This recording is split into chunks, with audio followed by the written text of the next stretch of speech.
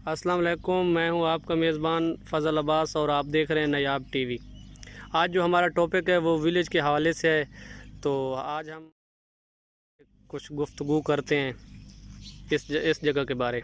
जी अस्सलाम वालेकुम भाईजान, क्या हाल है? ठीक हो? वालेकुम अस्सलाम मेरा वीर, क्या हाल है तेरा? खैर खैरियत अल्हम्दुलिल्लाह। तुसी सुनाओ? अल्हम्दुलिल्लाह बिल्कुल ठीक ठाक ठीक। जनाब। अच्छा सानू ये दसो भैया, जड़ा इतनी पहाड़ी बनी पई है उच्ची, मतलब इत्थे के कोई कितने टाइम दी है, या मतलब तुसी किथे रह रहे हो? ते काफ़ी है तो जगह उच्ची है ते तलवी। जंग दा इलाका 30 जानू है जी। अच्छा। जी हां जी। ये असा तकरीबन 45 तो 50 फुट ऊंचे खले हैं। अच्छा मतलब ये तल्ले जड़ा इलाका है ना तल्ले। अच्छा जड़ा एरिया। हां ये मतलब ये गंदम दा हो गया ते बरसीन दा इलाका तल्ले। सही है। असा ये थाल रेगिस्तान ते खले हैं। सही है। ठीक हो गया। ये बारिशां बहुत ज्यादा होंदी मेरा भी। ठीक है।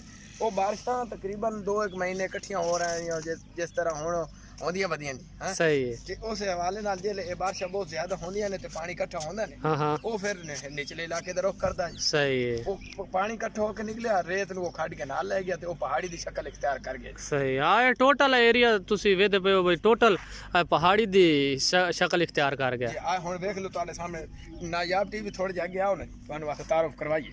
जी जी बिल्कुल, बड़ी गहरा खड्डा है जी। जी हां जी, ये बहुत ज्यादा खड्डा है। हाँ बिल्कुल जी। जी हां जी। ते भाई जी ये दसो भाई, दरिया दे तो बिल्कुल तुसी नज़दीक हो, अगर पानी आ जावे या जिस टाइम मतलब पानी ज्यादा आ जाता बारिशां दा, या फ्लड आ वेंदा, मतलब वत के सिलाब वाला वत के इकदामात करेंदे हो तुसी? मेरा वीर असा जे आ हुण साडियां फसलां खड़ियां ने, अल्लाह न करे बिल्कुल ठाठा मारदा समुद्र दी हर तरफ फसल है जी। बिल्कुल जी। जिसले पानी सिलाब दी शक्ल च आंदा या बारिशां दा पानी इकट्ठा हो वेंदा जी तो साडे हवाना वास्ते बड़ा मसला बनदा है। अच्छा। जी हां जी, बहुत ज्यादा मसला बनदा। तो सानू वास्ते साफ ज़ाहिर उतले इलाके दा रुख करना पैंदा है। सही है। ते भाई सानू ये दसो भाई, ये ज्यादातर दरख्त पहाड़ी दे नाल ने के कोई ये दे बारे इंट्रोडक्शन करवा सकदे हो सानू? वो अगला है ना, यानी कि खेती बाड़ी वाला इलाका। अच्छा। ते ये जड़ा पहाड़ी दे नाल ये गैर इलाका कहंदे ने। सही है। मतलब ये कोई नहीं ये नाल खेती बाड़ी दा सिस्टम कोई नहीं करदे। हाँ हाँ वो इस वास्ते जानवरां नु साए तले बनने वास्ते या लकड़ी बालन दे इस्तेमाल वास्ते सही। वो इन्हां नु आसा यानी कि छांग तरां कर लेने ते इन्हां पूरी सफाया नहीं करदे। सही है। जी हां। ते भाई जी ये परसों बारिश आई है ते कोई चंद्रा वगैरह भी आया निनावा, कोई नुकसान शुकान तो नहीं कीता भाई जी थोड़ा? जी अल्लाह पाक माफी देवे जी। जी हाँ। जी ते अल्लाह पाक यो जी मुसीबत तो अमान देवे। चंद्रा तो बहुत ज्यादा मिकदार है चाहे ना। अच्छा। वो साडी फसलन बड़ा नुकसान दे गया। सही है। बिलखसूस जड़ियां फसलां हदवाना हो गया, हाँ हाँ आ सूरजमुखी हो गई ते खड़ोती जड़ी आ कणक खली है जी। हाँ ये बहुत नुकसान कर गया साडा। सही है। जी हां। ते भाई जी ये जड़ा अगली दिहाड़ सिलाब आया, मतलब पिछले दिन ही सिलाब आया ते काफ़ी नुकसान कर गया फसलों का।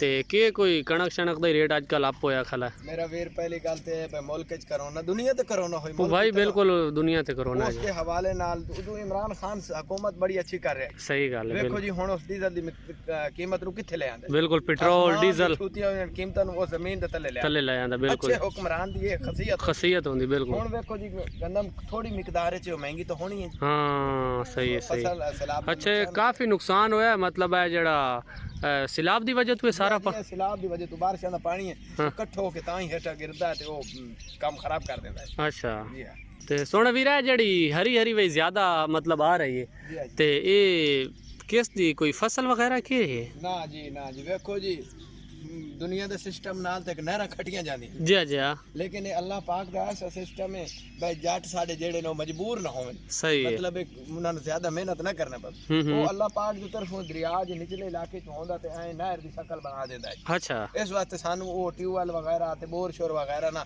वो अल्लाह दी बड़ी मेहरबानी है साथे इस सही, अल्लाह दा बड़ा करम है। जी हां जी। बात वो पानी थोड़ी थोड़ी मिकदार च आंदा रहिंदा ते ओदे नाल अस ट्यूबवेल वगैरह रख के अपनी फसलन नु अच्छी तरह सिराब कर सकने हैं। सही है जी जी भैया। तुसी वेदे पे वो दूसरी साइड जड़ी है ना वो परों दरिया झेलम जा रहा जी, ते ऐ ओदा एक छोटा जिहा टुकड़ा इथों मतलब जड़ा ना जट्टां बिरावां नु जे किसानां नु काफ़ी इथों फायदा होंदा है।